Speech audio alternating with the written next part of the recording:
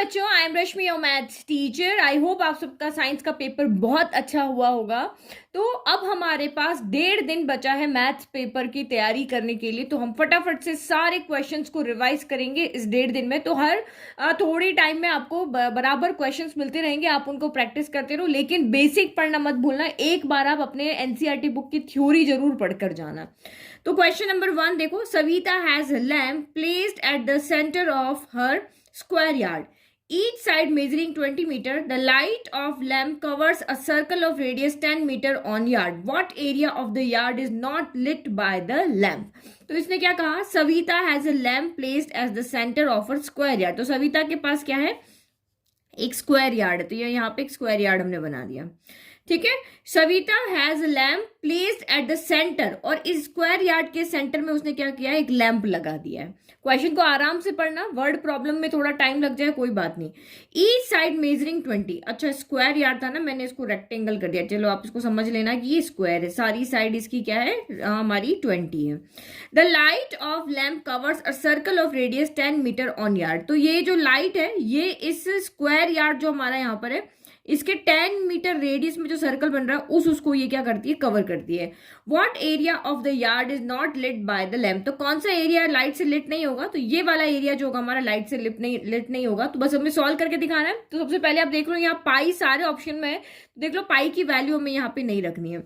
तो ये जो एरिया जो हमें कहा है कि what area of the yard is not lit by the lamp, वो किसके इक्वल होगा, एरिया ऑफ स्क्वायर माइनस क्या हो जाएगा, एरिया ऑफ सर्कल हो जाएगा। तो बहुत सिंपल क्वेश्चन आपको यहाँ पे दिया है।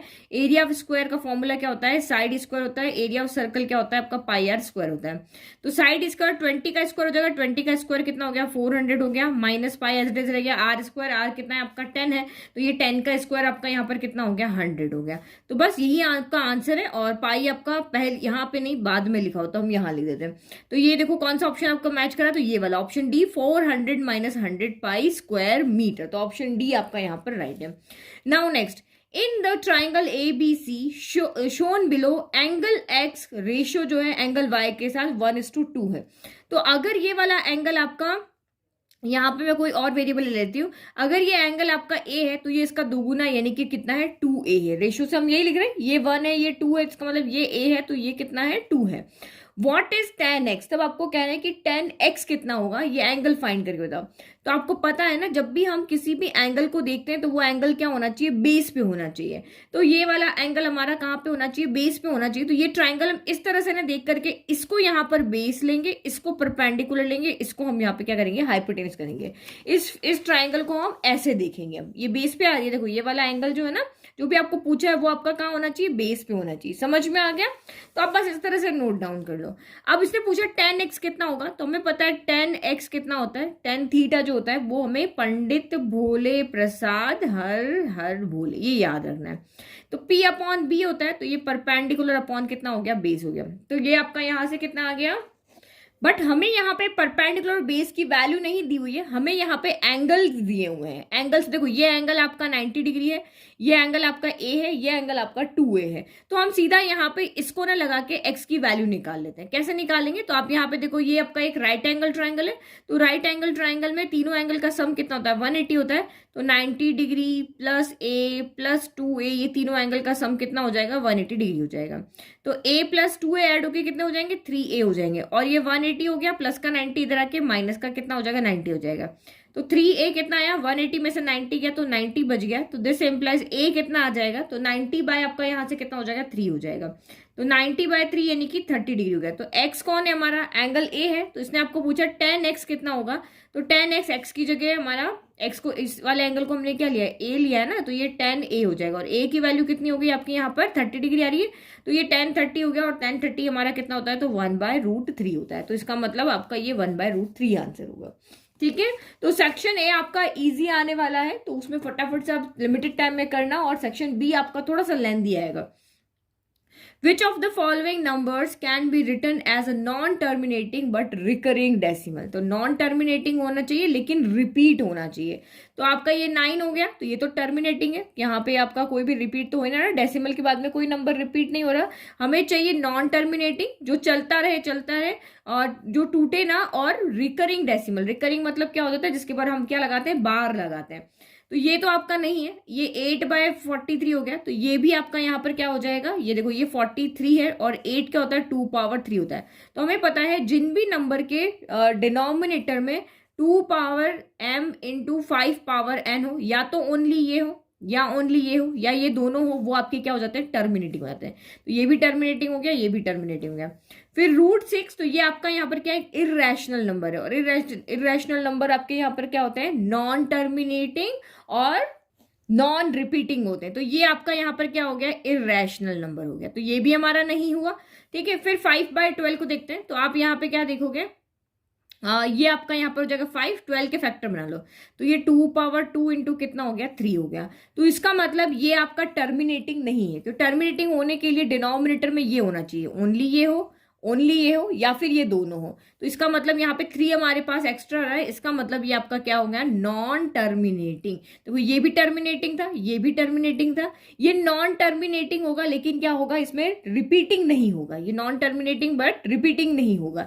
लेकिन ये वाला आपका यहाँ पे देख के आपको आइडिया लग रहा है, कोई डिवाइड करके आपको नहीं देखना है कि ये कैसा होगा, सिर्फ 3 नीचे है, इसका मतलब ये आपका क्या होगा, नॉन टर्मिनेटिंग होगा और रिकरिंग होगा। रिकरिंग मतलब रिपीटिंग होगा। जब आप उसको डिवाइड करोगे तो इसका डेसिमल क्या जाएगा, बार बार रिपीट होगा, जिसके ऊपर यहाँ पे क्या आ जाता है, बार आता है। तो ऑप्शन डी आपका यहाँ पर राइट है। नेक्स्ट देखो, in the figure given below O is the centre of the circle. ये सर्कल है जिसका सेंटर आपका यहाँ पर O है। PR and PQ are chord of the circle. PR और जो आपकी RQ है वो सर्कल की कॉर्ड है। The radius of the circle is 5 centimetre. इस सर्कल की रेडियस क्या है, 5 है, तो ये भी 5 हो गया, ये भी 5 हो गया। PR 8 सेंटीमीटर है, QR आपका 6 सेंटीमीटर है, एंड एंगल PRQ ये आपका यहाँ पे 90 डिग्री दिया हुआ है। अगर ये नहीं भी दिया होता तो हमें पता है कि सेमी सर्कल में बनने वाला जो एंगल होता है, सेमी सर्कल में जो भी ट्राइंगल बनता है वो 90 डिग्री का एंगल बनाता है। तो अब आपको यहाँ पे फाइंड क्या करना है, What is the approximate area of the shaded region? इस शेडेड रीजन का एरिया कितना होगा? तो बहुत सिंपल है, ये देखो ये आपका सेमी सर्कल हो गया। सेमी सर्कल में से आप इस ट्राइंगल के एरिया को सब्ट्रैक्ट कर दोगे तो आपका सिंपली यहाँ पे शेडेड रीजन का एरिया आ जाएगा। तो ट्राइंगल की वैसे भी हमें ये साइड गिवन है, हमें ये साइड गिवन है, सारी ही तो साइड गिवन है, तो इजीली फाइंड कर लेंगे।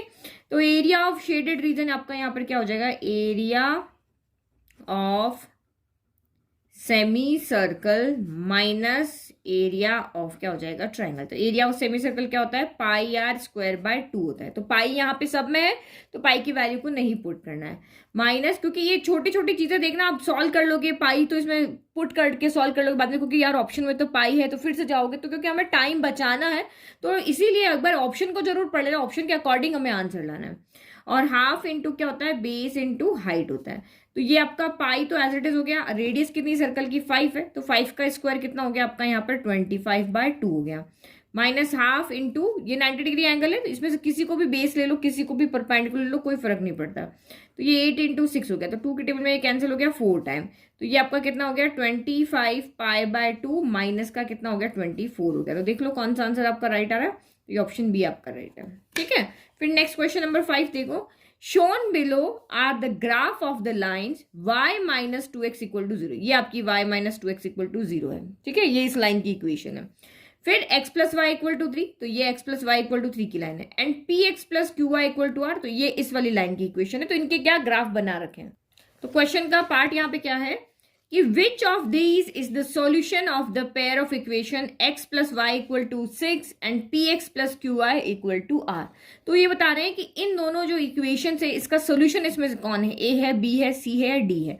तो इसका देखो ये तो आपके पास x y में है, कोफिशिएंट इसके 1 1 है, लेकिन यहाँ पे क्या है, ये सारे कुछ ही वेरिएबल है, p भी वेरिएबल है, q भी है, r भी है, x भी है, y भी है। तो कैसे सॉल्व करेंगे, तो हमें इसको ज्यादा परेशान नहीं होना इस तरह के क्वेश्चन में। आपको यहाँ जो ग्राफ दिया हुआ है, तो ग्राफ का सोल्यूशन हमें कब मिलता है वो आपके दिमाग में होना चाहिए। सोल्यूशन हमें तब मिलता है जब दो लाइन या तो इंटरसेक्ट कर रही हो, तो जिस पॉइंट पे इंटरसेक्ट करती है, चाहे वो यहाँ पे 1 2 पे कर रही हो, कहीं पे भी कर रही हो, वो उसका सोल्यूशन होता है। सोल्यूशन होगा तभी वो इंटरसेक्ट करेगी, या फिर लाइन क्या कर जाती है, कोइंसाइड कर जाती है, एक दूसरे के ऊपर ओवरलैप हो जाती है, तब हमें इनफाइनाइट सोल्यूशन मिलते हैं। जब लाइन पैरेलल होती है तो हमें कोई सोल्यूशन नहीं मिलता है। तो आप देखो ये दोनों लाइन क्या कहीं पर इंटरसेक्ट कर रही है या ओवरलैप हो रही है। तो x plus Y equal to 6 वाली लाइन कौन सी है हमारी, ये वाली है। और P X plus Q Y equal to R वाली कौन सी, ये वाली। तो ये दोनों जो लाइन है आपकी, यहाँ देखो ये दोनों यहाँ पे इस पॉइंट पे इंटरसेक्ट कर रही है, तो ये पॉइंट जो है वही इसका सोल्यूशन है। तो पॉइंट कैसे लेकर के आओगे, तो यहां से काउंट करो, ये 0 है, ये 1 2 3 4, यानी x के लिए हम कितना स्टेप चले, 4 चले, यानी कि x के लिए 4 हो गया। फिर y के लिए हम कितना चले, तो 1 चले 2 चले, यानी इतना ही चले। x एक्सिस पे 4 स्टेप चले, y एक्सिस के लिए हम यहाँ पे y के पैरेलल ना 2 स्टेप चले, तो 4, 2 आएगा, पॉजिटिव आएगा क्योंकि फर्स्ट क्वाड्रेंट में सारे पॉजिटिव होते हैं। तो इसका मतलब कितना हो गया, x इक्वल टू 4 और y इक्वल टू 2 जो है वो इसका आपका यहाँ पे क्या है, सोल्यूशन है। तो x equal to 4, y equal to 2 कौन सा ऑप्शन है आपका, बी पार्ट है। समझ में आ गया। नाउ नेक्स्ट देखो, इस पेपर का लिंक मैं आपको डिस्क्रिप्शन बॉक्स में दे दूंगी, तो आप इसको बिना सोल्यूशन देके प्रैक्टिस भी कर सकते हो। A vessel having 30 metre cube of water, क्या कह रहा है कि एक वेसल है, इस तरह से कोई भी एक वेसल बना दिया, इसमें टोटल कितना पानी है, 30 मीटर क्यूब इसमें वाटर है, ठीक है। A vessel having 30 metre cube of water is emptied through 2 opening. अब ये क्या हो रहा है, खाली हो रहा है। खाली कहां से हो रहा है, इसकी 2 ओपनिंग है, या इसका मतलब 2 यहाँ पे टैप लगे हुए हैं, कहीं पे भी लगा सकते हैं, यहाँ लग सकते हैं, यहाँ से कहीं पे भी 2 ओपनिंग है। 1 small and the other large, एक छोटा है और एक बड़ा है। तो मैं सोचती हूँ कि ये वाली एक ओपनिंग मेरी यहाँ लगा दी और दूसरी वाली का ओपनिंग यहाँ पे लगा, दोनों सेम लेवल पे लगा दी, एक छोटी लगा दी एक बड़ी लगा दी। Water flows out through the small opening at the rate of u metre cube per hour. तो स्मॉल से जो पानी निकल रहा है उसकी स्पीड कितनी है, u metre cube per are है। And through the larger one eight the rate of, और लार्जर वन से जो पानी निकल रहा है वो v metre cube per are. 1 घंटे में इसमें से इतना पानी निकल जाता है, इसमें से 1 घंटे में इतना पानी निकल जाता है। गिवन दैट, और एक इक्वेशन आपको यहाँ पे दी हुई है कि 3u plus 2v equal to कितना है, 70 है। And that the vessel gets fully emptied, और आपको कह रहा है कि 1 घंटे में जो वेसल है ना वो पूरा का पूरा यहाँ पे क्या हो जाता है, खाली हो जाता है। 1 घंटे में इसमें से इतना पानी निकलेगा, 1 घंटे में इसमें से इतना पानी निकलेगा, और पूरा का पूरा वाटर यहाँ पे क्या हो जाएगा, खाली हो जाएगा। व्हाट इज वी, तो आपको कह रहा है कि वी क्या है। तो एक इक्वेशन आपको दी हुई है, 2 वेरिएबल है, तो आपको पता है कि एक इक्वेशन हमें और चाहिए, तो हम यू की या वी की जिसकी वैल्यू पूछी वो निकाल सकते हैं। तो देखो एक इक्वेशन और कैसे बनेगी, क्योंकि देखो 1 आर में ये v मीटर क्यूब पानी निकालेगा, 1 आर में u मीटर क्यूब पानी निकालेगा, और दोनों मिलके टोटल इतना पानी निकाल देंगे। यानी कि v प्लस u या u प्लस v आपका यहाँ पे मिलके टोटल कितना पानी निकालेंगे, 30 मीटर क्यूब निकालेंगे। समझ में आ गया। दोनों मिलके 1 घंटे में इतना जितना भी पानी है सारा का सारा यहाँ पे बाहर निकाल देंगे। तो ये इसकी दूसरी इक्वेशन बन गई। अब इसको क्या करना है, हमें सॉल्व करना है। और अब आप यहाँ पे देख लो, हमें वैल्यू किसकी निकालनी है, v की वैल्यू निकालनी है। तो इसका मतलब हमें u को एलिमिनेट करना है। तो u को एलिमिनेट करना है तो u के कोफिशिएंट को आप यहाँ पे सेम कर दो, तो 3 से मल्टीप्लाई कर दो इस पूरी इक्वेशन को। ये इक्वेशन हमने यहाँ पे बनाई है, अपनी दूसरी इक्वेशन बनाई है, u plus V equal to 30। दोनों को साइड 3 से मल्टीप्लाई करोगे, क्योंकि यहाँ 3 है ना, तो ये 3u हो जाएगा, ये 3v हो जाएगा, और ये 9, ये आपका कितना, 3 जा कितना हो जाएगा, 9 हो जाएगा। अब यहाँ पे आप एलिमिनेट कर दो, ठीक है। तो ये रफ वर्क जैसा ही हम कर रहे हैं, ये कैंसिल हो गया, 3 में से 2 गया तो 1v बचा, लेकिन नेगेटिव का बचा क्योंकि 3 बड़ा है। 90 में से 70 गया लेकिन 20 बचा, लेकिन नेगेटिव का बचा क्योंकि 90 बड़ा, तो नेगेटिव से नेगेटिव कैंसिल हो गया। तो v इक्वल टू आपका यहाँ पर कितना हो गया, 20 मीटर क्यूब पर आर। यानी कि इससे जो है यहाँ पर कितना पानी निकला है, 1 घंटे में इसने 20 मीटर क्यूब पानी निकाला है, और इसने बचा हुआ यानी 10 मीटर क्यूब निकाला होगा, ठीक है। फिर नेक्स्ट आप यहाँ पे देखो, question number 7, the sum of the digits of a 2 digit number is 9। अब ये क्वेश्चन आप अच्छे से समझना। देखो हम कैसे कोई भी नंबर में लिखती हूँ, लाइक कि मैंने लिखा 29 लिखा, ठीक है। ये 2 डिजिट का नंबर है, एक 2 है इसमें, एक 9 है। तो हमेशा यहाँ पे क्या होती है, एक वंस प्लेस होती है, यूनिट प्लेस होती है, वंस प्लेस कह दो, और एक आपकी यहाँ पर क्या होती है, टेंस प्लेस होती है। तो नंबर को अगर हमें एक्सपांड फॉर्म में लिखना होता है तो हम कैसे लिखते हैं, टेंस फॉर्म जो होगी उसके साथ हमें 10 से मल्टीप्लाई करते हैं, और वंस फॉर्म होती है उसके साथ हम 1 से मल्टीप्लाई कर देते हैं। तो टेंस प्लेस है तो 2 इंटू 10 20 हो गया, और ये 9 इंटू 1 9 हो गया। तो ये 20 प्लस 9 हो गया। तो इसमें आपने जो नंबर लेते हैं वो कौन थे, इसको अगर मैं x ले लूँ, इस 2 को मैं x ले लूँ, 9 को मैं y ले लेती हूँ। तो अगर मुझे नंबर बनाना है तो कैसे बनेगा, अब इस x और y की जगह जो आप यहाँ पे वैल्यू रख सकते हो, लेकिन नंबर हमेशा इस तरह से बनेगा, जो टेंस प्लेस वाला होगा उसको x से उसको 10 से मल्टीप्लाई करना है, और वंस प्लेस वाले को 1 से मल्टीप्लाई करना है। तो 2 डिजिट का नंबर हमारा इस तरह से बनता है। अब x की जगह जैसे मुझे 32 बनाना है तो x की जगह 3 रखेंगे, y की जगह 2 रखेंगे, तो ये इस तरह से आपका नंबर बनता है। तो ये यहाँ पे आप बहुत गड़बड़ करते हो। The sum of the digits of a 2 digit number, तो ये आपका 2 डिजिट नंबर है, या ये ले लो, इसके दोनों डिजिट का जो सम है वो आपका यहाँ पर कितना है, 9 है। यानी कि पहली इक्वेशन आपकी यहाँ पे बन गई कि x plus Y equal to 9, यानी कि जितनी भी उसके अंदर डिजिट्स हैं उन दोनों डिजिट का सम आपका कितना आ रहा है, 9 आ रहा है। ठीक है। If 27 is subtracted from the number, अगर आप इस नंबर में से, नंबर आपका कौन सा है, ये आपका नंबर है, ये आपके डिजिट्स है। नंबर और डिजिट्स में कंफ्यूज मत होना, मैं अच्छे समझा रही हूँ। तो ये डिजिट्स की बात आती है तो ये डिजिट से एक ये 2 है, एक 9 है, ये दोनों डिजिट है। लेकिन नंबर की बात आती है तो 29 है। 29 में से जब आप 27 सब्ट्रैक्ट करते हो इस तरह से, लेकिन वेरिएबल की फॉर्म में हमारा ये है। तो सेकंड इसने क्या कहा, अगर आप उस नंबर में से 27 को सब्ट्रैक्ट करते हो, its digits are interchange. Digits क्या होती है, इंटरचेंज हो जाती है। जो x था वो y हो जाएगा, जो y है वो अब x हो जाएगा। तो ये क्या हो गई, 10y प्लस x हो गई। तो एक इक्वेशन हमारे पास है, इसको सॉल्व करेंगे तो हमारे पास दूसरी इक्वेशन आ जाएगी, फिर उसको सॉल्व करके हम यहाँ पे नंबर को बना लेंगे। ठीक है। Which of this is the product, आपको क्या पूछा है, which of this is the product of the digits of the number, यानी कि इन दोनों डिजिट्स का प्रोडक्ट इसमें से कौन है वो हमें बताना है। अगर ये सीधा नंबर पूछता ना तो हम शॉर्ट ट्रिक लगा लेते, बट यहाँ शॉर्ट ट्रिक नहीं लगेगी। तो 10x में से ये वाला x उधर जाएगा, माइनस का हो जाएगा, तो 10x में से एक x गया तो 9x हो गया। फिर ये y है, ये 10y उधर जाएगा तो ये माइनस का 10y हो जाएगा। तो y में से 10y गया तो ये माइनस का कितना हो जाएगा, 9y हो जाएगा। भाई ये उधर जाएगा तो नेगेटिव बड़ा हो जाएगा, और ये माइनस का 27, इसको हम इधर ले जाते हैं तो ये आपका 27 हो गया। तो देखो यहाँ 9 कॉमन आ रहा है, तो आप यहाँ से 9 कॉमन ले लोगे तो ये कितना बच जाएगा, ये x हो जाएगा, ये y माइनस का y हो जाएगा, और 9 इधर डिवाइड में आ जाएगा तो ये 3 हो गया। तो इक्वेशन बन गई x minus Y equal to 3। हमें x और y की वैल्यू चाहिए, y तो y कैंसिल हो गया, 2x इक्वल टू आपका 12 हो गया। तो x इक्वल टू कितना हो गया, 6 हो गया।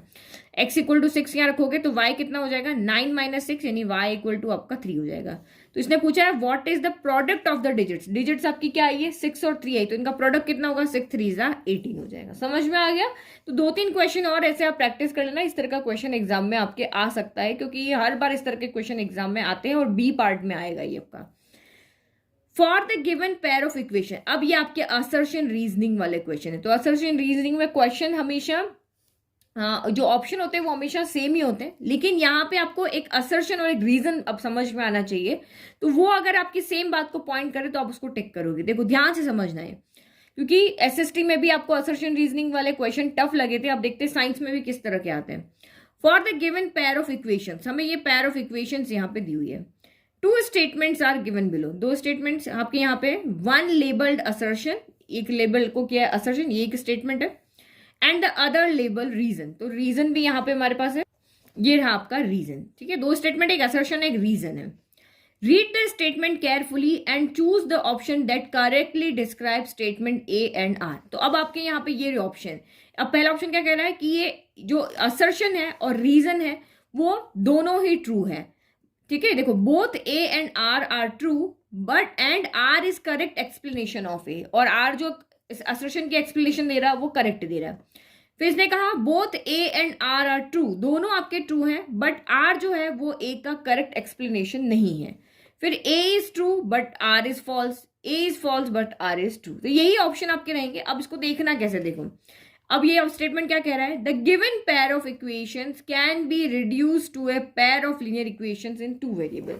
तो ये कह रहा है कि ये आपकी जो गिवन पेयर ऑफ इक्वेशंस है ये अभी आपकी लीनियर इक्वेशन की फॉर्म में नहीं है, क्योंकि इसमें x कहाँ पे आ रहा है, डिवाइड में आ रहा है। जबकि हमारी लीनियर इक्वेशन जो 2 वेरिएबल में होती है किस फॉर्म में होती है, ax plus B Y plus C equal to 0, इस फॉर्म में होती है। तो ये तो आपकी इस फॉर्म में है नहीं, तो अगर जब ये डिवाइड में आता है तो हम इसको चेंज कर सकते हैं। हम यहाँ पे 1/x को यहाँ पे कोई और वेरिएबल v ले लो, u ले लो, इस तरह से लेकर के इसको सॉल्व कर सकते हैं। तो असर्शन आपका सही कह रहा है कि the given pair of equations, जो पेयर ऑफ इक्वेशंस है इसको can be reduce to a pair of linear equation in 2 variable. हाँ, हम इसको चेंज कर सकते हैं। Reason, in the given equations y can be substitute by 1/p। क्या आप यहाँ पे y की जगह 1/p रख सकते हो? तो हाँ, हम रख सकते हैं। इस तरह से हम इक्वेशंस को सॉल्व करते हैं, y की जगह चेंज कर सकते हैं, 1/x की जगह चेंज कर सकते हैं। इसका मतलब कि हमारा असर्शन और रीजन दोनों ही आपके यहाँ पर ट्रू है, बट जो हमारा रीजन है वो इस इक्वेशंस का करेक्ट सोल्यूशन नहीं। हम ऐसा भी कर सकते हैं, ऐसा भी कर सकते हैं, बट हम यहाँ पे ऐसा करेंगे नहीं, क्योंकि y की जगह पे हम 1/p नहीं रखेंगे, हम यहाँ पे x को क्या करेंगे, चेंज करेंगे। तो असर्शन भी ट्रू है, रीजन भी ट्रू है, बट जो रीजन है वो इस असर्शन का करेक्ट एक्सप्लेनेशन नहीं दे रहा है कि जिससे हम इस इक्वेशन को सॉल्व कर सके। अगर ये आपको यहाँ पे कहता है कि आप 1/x की जगह p पुट करके और उसको सॉल्व करो, तो इसका मतलब हम कह देते हैं कि हाँ भाई ये जो रीजन आपको दिया है वो असर्शन की करेक्ट एक्सप्लेनेशन है, बट जो यहाँ पे रीजन है वो इस असर्शन की करेक्ट एक्सप्लेनेशन नहीं है। तो ऑप्शन बी आपका यहाँ पर राइट हो जाएगी। Both A and R are true, दोनों आपके ट्रू हैं, but R is not the correct explanation of the A. R इसका करेक्ट एक्सप्लेनेशन नहीं है। आप यहाँ पे y को नहीं चेंज करोगे, y तो आपका ऊपर ही है, हम यहाँ पे 1/x को चेंज करेंगे। समझ में आ गया? तो इस तरह से सोच समझ के आप इस तरह के देना, और नहीं समझ में आता है तो आप वहां पे क्वेश्चंस क्या कर सकते हो, आपको 50 में से ओनली 40 क्वेश्चंस करने, तो जहां डाउट है उसको आप वहां पे छोड़ देना।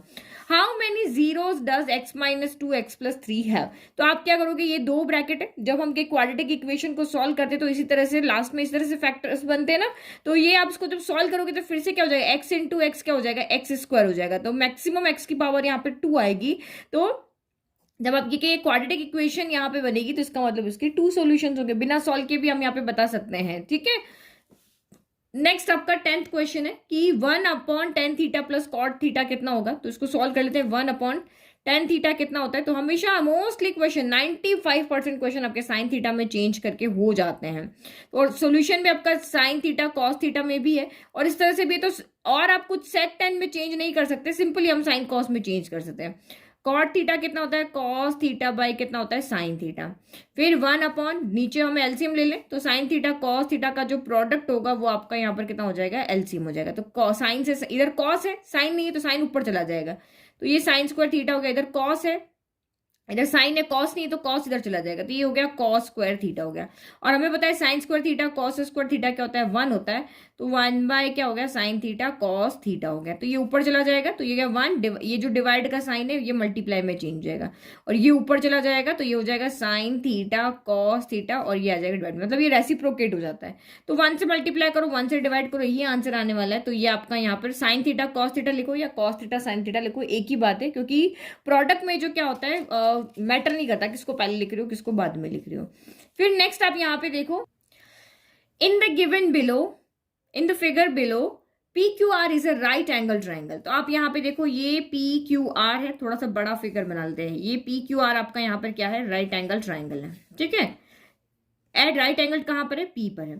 अ perpendicular line PS is drawn from P to QR। तो यहां से आपने एक परपेंडिकुलर ड्राइंग लाइन यहाँ पे ड्रॉ की है, और ये इस पे परपेंडिकुलर है, और यहाँ पे क्या दिया हुआ है, QR ratio P to QR। PR आपको यहाँ पे कितना दिया हुआ है, 5 दिया हुआ है, PQ कितना दिया हुआ है, 12 दिया हुआ है। तो फाइंड क्या करना है, what is RS ratio SQ, यानी कि हमें RS रेशियो SQ यहाँ पर निकाल के देना है, इन दोनों का रेशियो में यहाँ निकाल के दिखाना है। तो देखो, अगर सॉल्व करने जाओगे ना तो ये क्वेश्चन बहुत लेंदी है। ये आपका जो थ्योरम नंबर 6.6 थी ना, वो लगती है कि एक राइट एंगल ट्राइंगल पे आप यहाँ राइट एंगल से सामने एक परपेंडिकुलर ड्रॉ करते हो, तो ये जो 3 ट्राइंगल है आपस में सिमिलर होते हैं, ये छोटा बड़े वाले के, ये दूसरा वाला भी बड़े वाले के, और ये जो आपका यहाँ पर ये दोनों भी आपस में क्या होते हैं, सारे एक दूसरे के सिमिलर होते हैं। तो सिमिलर तो आपके उस थ्योरम से हो गए, लेकिन आप रेशियो किसका लिखोगे वो आपको यहाँ पे ध्यान नहीं रहेगा, क्योंकि ओनली एक 90 एंगल एक एंगल आपको पता है, बाकी चीज सिमिलरिटी हम किससे है हमें यहाँ पे नहीं पता है, तो हम डायरेक्ट यहाँ पे नहीं लिख सकते हैं। तो इसका मतलब यहाँ पे क्या हो गया, ठीक है। तो ये इस तरह से वो थ्योरम हमारी यहाँ पे कहती है। सिमिलर हम इजीली कर सकते हैं, लेकिन रेशियो लिखने में बहुत दिक्कत आएगी। तो बहुत सिंपल तरीका बता रही हूँ मैं इस तरह के क्वेश्चन को सॉल्व करने का, क्योंकि ये एक हॉट क्वेश्चन है आपका यहाँ पर, तो नहीं तो आपका कम से कम 10 से 15 मिनट आपका खा जाएगा, इस टाइम इतना वेस्ट हो जाएगा। तो सबसे सिंपल तरीका आप यहाँ पे देखते हैं, 1 बाय 1 लेते हैं कि हम PSR, ये PSR ट्राइंगल है, इसको हम बड़े वाले के सिमिलर लेते हैं। अगर ये ट्राइंगल इसके सिमिलर है तो क्या रेशियो आएंगे, तो देखो PSR और PQR में कॉमन साइड कौन सी है, तो PR साइड आपकी कॉमन है, जो इस ट्राइंगल में भी है और इस ट्राइंगल में भी है। तो इसका स्क्वायर जो होगा वो PR, जो कॉमन साइड है उसका स्क्वायर जो होगा, ये जो हाइपोटेनस होगा ना, इनके प्रोडक्ट के इक्वल हो जाता है। इसकी साइड क्या है, SR है, और बड़े वाले ट्राइंगल की साइड क्या है, QR। तो ये SR इंटू क्या, QR के इक्वल हो जाएगा। अब ये RS SQ है, या तो ऐसे ही लिख दो इसको, चलो ठीक है, फिर कंफ्यूजन ना हो। RS इंटू आपकी SQ के इक्वल हो जाएगा, SQ नहीं सॉरी QR के, ठीक है, ये आपका यहाँ पर हो गया। ठीक है, अब दूसरा वाला लेते हैं हम यहाँ पे। अब दूसरा वाला छोटा ट्राइंगल बड़े वाले ट्राइंगल के सिमिलर है, तो अब देखो कौन सी साइड कॉमन है आपके यहाँ पर। तो अब आपके यहाँ पे कॉमन साइड है, ये वाली हो जाएगी पी क्यू। देखो इसमें भी पी क्यू है और इसमें भी पी क्यू है, तो अब ये जो कॉमन साइड है उसका स्क्वायर जो हो जाएगा वो इक्वल आएगा फिर से वही हाइपोटेन्यूज। तो इसका इस ट्राइंगल का साइड कौन सा है, तो क्यू एस है, तो मैंने यहाँ पे लिख दिया एस क्यू लिख दिया। और इस ट्राइंगल बड़े वाले ट्राइंगल की साइड कौन सी, तो क्यू आर है, ये मैंने यहाँ लिख दिया। अब हमें यहाँ पे रेशियो चाहिए तो दोनों को क्या करना पड़ेगा, डिवाइड करना पड़ेगा। तो क्यू आर से क्यू आर आपका कैंसिल हो गया। पी आर की वैल्यू आपको पता है 5 है, तो ये 5 का स्क्वायर हो गया। पी क्यू की वैल्यू आपको पता है कितनी 12 है, तो ये 12 का स्क्वायर हो गया। और ये आपका यहाँ से क्या बच गया, R S upon S Q बच गया। तो ये आपका यहाँ से कितना हो गया, 5 का स्क्वायर 25 हो गया, 12 का स्क्वायर 144 हो गया। और विद इन हमारे लगभग 1 मिनट भी नहीं लगेगा आपको इस क्वेश्चन को सॉल्व करने में, अगर आप छोटी सी चीज यहाँ पे समझ गए तो। ठीक है, अदरवाइज वही आपका लेंथी मेथड, आप उससे सॉल्व कर सकते हो, वो चॉइस तो आपके पास है, बट ये शॉर्ट ट्रिक से मैंने इसको सॉल्व करा दिया। Next, in the following figure Q is a point on PR and S is a point on TR, QS is drawn and angle RPT, RPT आपका कौन सा एंगल है, ये वाला एंगल, एंगल 1 ले लेते हैं, वो इक्वल है एंगल RQS के, तो ये एंगल 2, एंगल 1 एंगल 2 के आपके यहाँ पे इक्वल है। Which of these criteria can be use to prove that triangle R S Q, triangle कितना आपका आर एस क्यू सिमिलर है ट्राइंगल आर पी टी यानी कि बड़े वाले के। तो बहुत सिंपल चीज है, ये आर एस क्यू कौन सा वाला है, ये छोटा वाला ट्राइंगल है, और आर पी टी कौन सा है, तो आर पी टी आपका बड़ा है। तो ऑब्वियस है कि ये वाला एंगल देखो आर इसमें भी है, आर इसमें भी है, तो ये एंगल आर इस दोनों ट्राइंगल के लिए क्या हो गया, कॉमन हो गया। तो इसको मैंने यहाँ पे एंगल आर ही रहने देता। एंगल 1 एंगल 2 के इक्वल है, एंगल आर के इक्वल है। तो एंगल से ये आपका क्या हो रहा है, सिमिलर हो रहा है, बट एंगल ऑप्शन नहीं है, और हमें पता है 2 एंगल अगर इक्वल तो बचा हुआ तीसरा एंगल भी इक्वल होगा ही। तो ये एंगल क्राइटेरिया से आपका क्या हो गया, सिमिलर हो गया। फिर नेक्स्ट आपको कहा विच of these is a rational number, इसमें से कौन है जो आपका रैशनल नंबर है। देखो इसके साथ आपका ये पाई है, तो पाई आपको पता है इरेशनल नंबर है, और इरेशनल नंबर से रैशनल को मल्टीप्लाई, 3 तो आपका रैशनल है ना, मल्टीप्लाई करो वो इरेशनल ही रहता है। फिर 5 आपका रैशनल है, √5 आपका इरेशनल है, लेकिन दोनों का प्रोडक्ट हो रहा है, तो ये भी आपका क्या है, इरेशनल नंबर है। फिर नेक्स्ट आप यहाँ पे देखो 0.34666666, ये आपका रिपीट चलता जा रहा है, तो हमें पता है नॉन टर्मिनेटिंग होना चाहिए और रिपीटिंग होता है, तो वो आपका यहाँ पर क्या होता है, रैशनल नंबर है। जिसके ऊपर बार लग जाता है वो आपका क्या होता है, रैशनल नंबर होता है। तो इसका मतलब आपका ऑप्शन सी यहाँ पे राइट है। और ये नॉन रिपीटिंग है, बट ये नॉन टर्मिनेटिंग है, बट ये नॉन रिपीटिंग है। तो नॉन टर्मिनेटिंग नॉन रिपीटिंग आपका क्या होता है, इरेशनल नंबर होता है। फिर shown below are 3 triangles, the measure of 2 adjacent sides in included angles are given to each triangle, जो भी साइड और आपका बीच का एंगल है वो यहाँ पे गिवन है। Which of these triangles are similar, इसमें से कौन से ट्राइंगल्स हैं जो सिमिलर है वो आपको देखना है। ए है, बी है, सी है या डी है। पहले ए को देखते हैं। तो इसने कहा आर पी क्यू जो है वो एक्स जेड वाई के सिमिलर है। तो देखो आर पी और एक्स जेड का रेशियो इक्वल आना चाहिए, पी क्यू और जेड वाई का रेशियो इक्वल आना चाहिए, और फर्स्ट और लास्ट का रेशियो इक्वल आना चाहिए। तो आर पी कौन है, आर पी यहाँ पर कितना आ रहा है, आर पी आपका यहाँ पर 6 आ रहा है। फिर एक्स जेड कितना आ रहा है, तो एक्स जेड आपका यहाँ पर 9 आ रहा है, ये 6/9 आ रहा है, तो इसको कैंसिल करेंगे, 3 2 जा 6 हो गया, 3 3 जा 9 आ रहा है। फिर पी क्यू कितना दे रहा है, तो पी क्यू आपका यहाँ पर 4 है, और जेड वाई कितना है, तो जेड वाई आपका यहाँ पर 6 है, तो इसको कैंसिल हो, 2 2 जा 4, 2 3 जा 6। तो यस ये रेशियो इनका इक्वल आ रहा है, और बीच का एंगल भी इक्वल है। तो साइड एंगल साइड से ये आपके ट्राइंगल्स क्या हो गए, यहाँ पर सिमिलर हो गए। तो फर्स्ट तो हमारा ठीक है। फिर नेक्स्ट वाला देखो आर पी क्यू, तो आर पी का एम एन के साथ देखो, तो ये आपका आर पी हो गया, ये आर पी हो गया 6 हो गया। एम एन कितना है, तो ये एम एन आपका 4 है, तो इसको जब सॉल्व करोगे 2 3 जा 6, 2 2 जा 4 हो गया। फिर आपका पी क्यू ले लो, लास्ट रूल पी क्यू और एनएल, तो पी क्यू कितना है 4 है, और एनएल कितना है आपका 3 है, तो ये तो 3/2 आ रहा है, ये 4/3 आ रहा है, तो ये तो आपका यहाँ पर नहीं है सिमिलर। फिर एक्स वाई जेड में एक्स जेड देखो, तो एक्स जेड आपका कितना है, तो ये आपका 9 है, और इधर एम एन कितना है, तो एम एन आपका 4 है, तो 9/4 कैंसिल नहीं होगा। फिर जेड वाई देखो, तो जेड वाई आपका कहाँ पर है, यहाँ जेड वाई ये रहा, तो ये आपका 6 है, और इसका लास्ट का 2 NL, तो NL आपका यहाँ पर कितना है 3, तो 3 से 2 कैंसिल हो गया, तो ये 9/4 आ रहा है, ये 2 आ रहा है, इसका मतलब ये भी सिमिलर नहीं है। तो ये दोनों ट्राइंगल ही है जो आपस में क्या है, सिमिलर है। तो अभी से थर्ड वाला तो होगा नहीं, क्योंकि इसने बोला ये ट्राइंगल ये ट्राइंगल ये triangle are similar to one other, तो वन अदर तो है ही नहीं, ये तो सिर्फ ये दोनों आपस में सिमिलर है ना, ये इसके सिमिलर है ही नहीं, या इसके सिमिलर नहीं है, ये दोनों आपस में सिमिलर है, इसमें ऑप्शन ए आपका यहाँ पर राइट है। नेक्स्ट देखो, in the figure below what is the length of A B, आपको बताना है इस ए बी की लेंथ कितनी है, हम इसको एक्स ले लेते हैं, ठीक है। तो यहाँ पे देखो ये आपका एक राइट एंगल ट्राइंगल है, बट वो ए सी डी ट्राइंगल है, हमें ए बी चाहिए, तो ए बी से तो कोई राइट एंगल ट्राइंगल बन नहीं रहा, कि ए बी से कोई राइट एंगल ट्राइंगल बन रहा है तो हम कुछ भी यहाँ पे ट्रिग्नोमेट्रिक रेशियो लगा के सॉल्व कर लें, तो वो नहीं बन रहा। तो देखो यहाँ पे राइट एंगल ट्राइंगल बन कर रहा है, तो ये वाला हमारा यहाँ पे राइट एंगल ट्राइंगल है। तो ऑब्वियसली हम इस, अगर ए बी से नहीं बन रहा तो ए सी से राइट एंगल ट्राइंगल बन रहा है, तो हम ए सी डी को लेकर के ए बी फाइंड करेंगे। तो ए सी डी को फाइंड करने के लिए पहले हम बी सी फाइंड कर लेते हैं। तो ये रहा आपका ट्राइंगल, सबसे पहले वाला हम ये वाला ट्राइंगल देख रहे हैं, कौन सा वाला ट्राइंगल, बी सी डी देख रहे हैं। तो बी सी डी ट्राइंगल में अगर आप यहाँ पे देखते हो तो परपेंडिकुलर हमें गिवन है, बेस हमें फाइंड करना है। तो पी और बी का रेशियो किसका होता है, तो tan थीटा होता है। तो थीटा यहाँ पे बेस पे कितना एंगल बन रहा है, tan 45 होता है। तो ये जो साइड हमें गिवन है, पी एच गिवन है तो पी एच का लेना है, पी बी गिवन है तो पी बी का लेना है, बी एच है तो साइन कॉस इस तरह से लेना है। तो पी और बी हमें गिवन थे तो मैंने tan ले लिया, आप कॉट भी ले सकते हो। तो tan 45 कितना होता है, 1 होता है, परपेंडिकुलर हमें पता है 45 दिया हुआ है, और बेस हमें फाइंड करना है। तो बेस उधर चला गया, तो इसका मतलब बेस कितना हो गया आपका 45 मीटर हो गया। तो ये तो हमने फाइंड कर लिया, 45 मीटर हो गया। अब हम मुझे यहाँ पे ए बी चाहिए, तो अब हम इस वाले ए बी जिस भी साइड में इंक्लूड होकर राइट एंगल ट्राइंगल बना रही है वो ए सी डी में बना रही है। तो अब हम ट्राइंगल लेंगे ए सी डी। अब यहाँ पर भी आपको परपेंडिकुलर गिवन है, बेस आधा गिवन है, आधा हमें फाइंड करना है, तो वही पी अपॉन बी लेना है। तो ये आपका यहाँ पर कितना हो गया, tan 30 degree equal to P upon B, P आपका 45 है और बेस कितना है आपका x प्लस 45 है। तो tan 30 की वैल्यू, तो tan 30 की वैल्यू कितनी होती है आपकी 1/√3 होती है।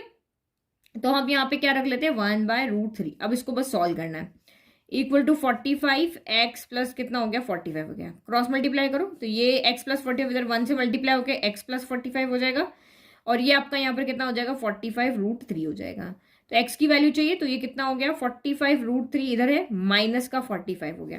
तो यहाँ पे इस तरह से आंसर नहीं है, 45 कॉमन ले रखा है, तो ये हो गया 45 कॉमन, √3 - 1 मीटर हो गया। तो ये कौन सा आंसर आपका, x की वैल्यू तो मैं निकालनी थी ए बी को हमने x लिया था ना, तो √3 - 1, तो ये आपका यहाँ पर ऑप्शन सी राइट है। Which of these is the polynomial whose zeros are 1/3 and -3/4? तो यहाँ आपको जीरोस दिए हुए हैं, sum and zeros and product of zeros नहीं है।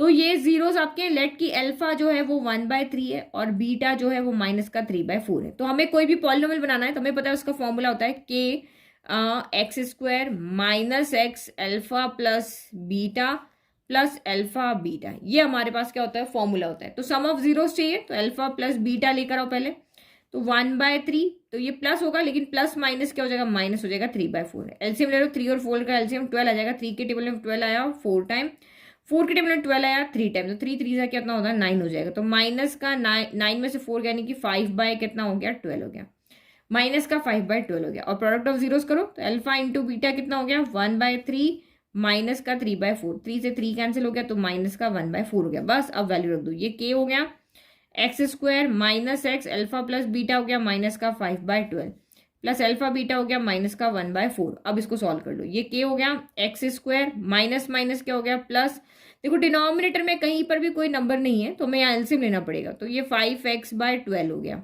और ये माइनस का 1/4 हो गया। तो ऑब्वियस 12 एलसीएम आएगा, तो 12 आया तो ये k हो गया, ये 12 एलसीएम आ गया। तो यहाँ पे डिनोमिनेटर 1 है, 1 की टेबल 12 टाइम, तो ये 12x² हो गया। फिर यहाँ तो 12 है ये, तो ऊपर 5x रहेगा, और 4 की टेबल में 12 3 टाइम आता है तो ये माइनस का 3 हो गया। तो इसका मतलब ये जो कांस्टेंट टर्म है आप उसको छोड़ दो, k और 12 को, इक्वेशन हमारी यही है। तो 12x² प्लस 5x माइनस 3, इसका मतलब ऑप्शन ए आपका यहाँ पर राइट हो गया। देखो कैलकुलेशंस आपको बहुत सारी करनी पड़ेगी, तो टाइम आपका बहुत वेस्ट हो सकता है, तो इसीलिए फटाफट आपको यहाँ पे सॉल्व करना है। Which of these numbers can be expressed as a product of two or more prime numbers? तो इनमें से ऐसे कौन से नंबर हैं जिनको हम 2 या 2 से ज्यादा प्राइम नंबर्स की फॉर्म में लिख सकते हैं। ओनली क्या आने चाहिए, वहां पर प्राइम नंबर्स आने चाहिए, ठीक है। या तो दो फैक्टर होने चाहिए या 2 से ज्यादा प्राइम नंबर्स होने चाहिए। तो 15 को हम क्या लिख सकते हैं, 5 3 15, ये दोनों प्राइम नंबर है तो 2 आ रहे हैं, तो इसने कहा प्रोडक्ट ऑफ 2, यस पॉसिबल है। फिर यहाँ पे तो इतना बड़ा नंबर है, इसमें 2 भी आएगा और बहुत सारे फैक्टर्स इसके बनेंगे, तो ये भी हमारा ठीक है, 2 से ज्यादा बनेगा भाई, इतना बड़ा नंबर तो फैक्टर्स में कुछ तो आएगा, 2 ही 3 बार आ जाएगा और भी आ जाएगा। ये देखो इस तरह से हम इसके फैक्टर्स बनाएंगे ना, तो ये आगे भी कहीं ना कहीं जाएगा। अगर आगे भी नहीं जा रहा तो ये 4 3 2 1 से तो जाएंगे, तो दो या दो से ज्यादा तो यहाँ पे है ही, एक तो है ही नहीं। ओनली जैसे 3 होता ना, तो 3 के दो फैक्टर नहीं बन रहे, 3 का ओनली प्राइम फैक्टर 3 ही होता है, तो इस तरह से तो बड़ा नंबर है तो ऑब्वियस होगा। फिर 15 तो देखो तो 5 इंटू 3 इंटू 13, तो ये भी तीनों प्राइम नंबर है, तो इसका मतलब तीनों ही नंबर ऐसे हैं जिनको हम दो या दो से ज्यादा प्राइम नंबर के प्रोडक्ट के रूप में लिख सकते हैं, तो ऑप्शन डी आपका राइट है, ऑल 1 2 एंड 3 हो गया। नेक्स्ट देखो प्रोबेबिलिटी से क्वेश्चन आपका यहाँ पे आ रहा है कि Romi is blindfolded and asked to pick one ball from each of the jar, यानी ब्लाइंड फोल्डेड है, यानी उसकी आंखें बंद कर रखी है और उसको बोला है कि तीनों जार में से एक एक बॉल वहां से पिक करो। The chance of Romi picking a red ball is same in, यानी वो जार 1 में से रेड बॉल पिक करे, 2 में से करे, 3 में से करे, तो किस में से रेड बॉल पिक करने की सेम चांस है उसके पास में। तो देखो जार 1 है तो हमारे पास प्रोबेबिलिटी क्या होती है, ऊपर आता है फेवरेबल आउटकम, किसी भी इवेंट की प्रोबेबिलिटी का फॉर्मूला होता है favourable outcome divided by possible outcome. तो इस जार में पॉसिबल आउटकम कितने, टोटल कितनी बॉल है, यहाँ पर 8 बॉल है, उसमें से रेड कितनी है, रेड में से ही तो रेड आएगी, तो 4/8 यानी कि 1/2 है। इस वाले जार में देखो रेड बॉल कितनी है, तो 3 है, और टोटल बॉल कितनी है, तो 3 + 3 कितनी है, 6 है, तो ये भी 1/2 है। 3 के टेबल में कैंसिल हो रहा है ना, ये 4 के टेबल में कैंसिल हो रहा है। अब यहाँ पे देखो टोटल बॉल कितनी है, तो 6 है, उसमें से रेड बॉल कितनी है, तो 4 है, तो 2 2 = 4, 2 3 = 6 है, तो इसमें से रेड बॉल पिक करने की 50% प्रोबेबिलिटी है, इसमें से 50% है, और लेकिन इसमें 2/3 है, तो इसका मतलब जार 1 और जार 2 में से है, तो उसको सेम यहाँ पे प्रोबेबिलिटी है, रेड बॉल सेम चांस मिल रहा है इसमें से रेड बॉल को निकालने का। ठीक है, 1 2 4 5 is a factor of numbers p and q। आपको यहाँ पे क्या कर रहा है कि आपको दो नंबर दिए, एक नंबर आपको p दिया है, एक नंबर आपको यहाँ पे q दिया है, तो इन दोनों नंबर का यहाँ पर जो क्या है एक फैक्टर है 1 2 4 5, यानी जब आप इसको इस तरह से करके फैक्टर बनाओगे ना, तो इसका एक फैक्टर कहीं पे 1 2 4 5 आ रहा है, और इसके भी जब q नंबर के इस तरह से फैक्टर बनाओगे तो यहाँ भी इसका क्या आ रहा है 1 2 4 5 आ रहा है, इस तरह से फैक्टर आ रहा है।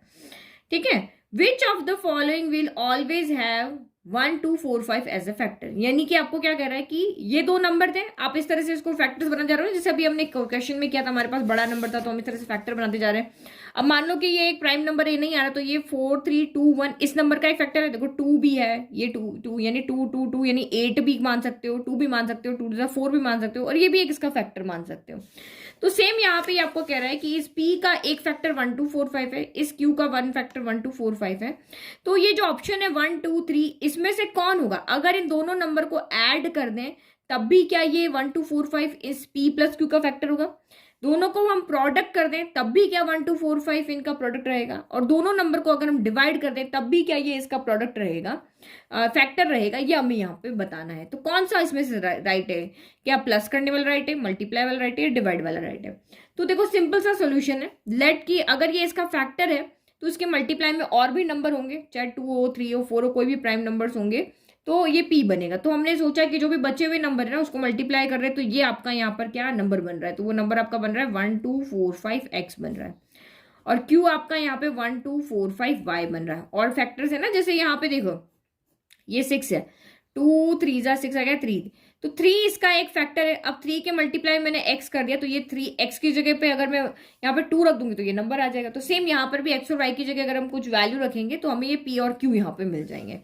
तो ये मेरे नंबर हो गए, एक p हो गया एक q हो गया। अब यहाँ पे देखो कि कहाँ पे ये इसका फैक्टर बनेगा, अगर मैं p + q करती हूँ तो ये 1 2 4 5 x + 1 2 4 5 y हो जाता है, तो 1 2 4 5 इसमें से कॉमन लिया तो x + y बन गया, तो ये इसका फैक्टर है। फैक्टर होना मतलब मल्टीप्लाई में ही आना ना भाई, ये 3 × 2 क्या है 6 के फैक्टर, तो मल्टीप्लाई में आ रहे हैं ना, तो ठीक है 1 2 4 5 हमें मिल रहा है, इसका मतलब ये इसका फैक्टर है। p × q करो तो ये 1 2 4 5 x × 1 2 4 5 y हो गया, तो ये दो बार आ रहा है, तो 1 2 4 5 का क्या हो गया, ये स्क्वायर हो गया और ये xy हो गया, तो यहाँ पर भी हमें मिल रहा है, क्योंकि यहाँ पे फैक्टर होने का मतलब ये इसके मल्टीप्लाई में है। फिर यहाँ पे डिवाइड में देखो, तो डिवाइड में जब आप करोगे तो 1 2 4 5 x / 1 2 4 5 y हो गया, तो यहाँ तो ये कैंसिल हो गया और x / y बच गया, तो यहाँ तो फैक्टर की फॉर्म में है ही नहीं, यहाँ तो ये x और y तो बचा, इसका मतलब दोनों नंबर को ऐड करोगे तभी फैक्टर के भी मिलेगा और दोनों नंबर को मल्टीप्लाई करोगे तभी मिलेगा। तो इसका मतलब फर्स्ट एंड सेकंड आपका यहाँ पर क्या है, ट्रू है। तो ऑप्शन बी आपका यहाँ पर राइट है।